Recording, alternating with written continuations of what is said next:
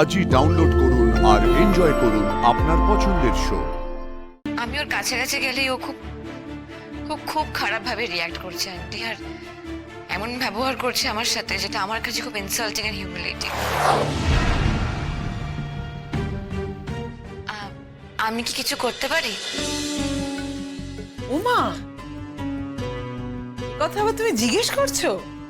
এটা তোমার নিজের সংসার, নিজের বাড়ি, তোমার যা ইচ্ছা হবে, যা খুশি হবে সব করবে। তবে আমি একটা কথা বলবো, এক্ষুনি তুমি রান্নাঘরে ঢুকো না। এখন তুমি সব কিছু নিজের মতো এনজয় করো। সংসারের ঠেলা তো সারা জীবনের জন্য রইলই, কি ছোট, তাই না? একদম। বনলতা, বলছি তোমাদের মানে তোমার ঘুম ঠিক হচ্ছে তো? চেনা জায়গা তো, তাই আর কি, কোনো অসুবিধা হচ্ছে না তো? অসুবিধে না, আমার তো কোনো অসুবিধা নেই। তবে হ্যাঁ, অনুভবের হয়তো অসুবিধা হচ্ছে। ওমা, সে আবার কি কথা? কৃষ্ণ নিজের বাড়িতে, ওর আবার কিসের অসুবিধে? কৃষ্ণ কিছু বলেছে তোমাকে? তোমার সাথে মন কষাকষি হয়েছে? না না, চিন্তা করো না, কিচ্ছু বলেনি। বলছে আমি তোমাদের কিছু হেল্প করে দিই না? লাজু যখন থাকতো তোমাদের রান্না করে নিশ্চয়ই অনেক হেল্প করে দিত, তোমাদের অনেক সুবিধে হতো, তাই না? এই না না না না না, ও এখানে থাকাতে কিন্তু আমাদের কোনো সুবিধা হতো না। আর যদি সুবিধা হতো বা তাতে আমাদের কি কাজ বলো? ও যার বাড়ির বউ সেখানে চলে গেছে, আমরা বেঁচে গেছি।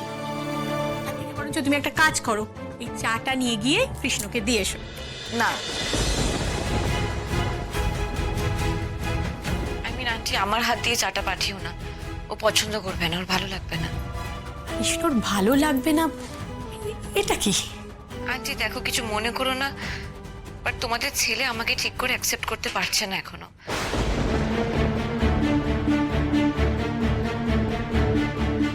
আমি ওর কাছাকাছি গেলেই ও খুব খুব খুব খারাপভাবে রিয়াক্ট করছে আন্টি, আর এমন ব্যবহার করছে আমার সাথে যেটা আমার কাছে খুব ইনসাল্টিং এন্ড হিউমিলিয়েটিং।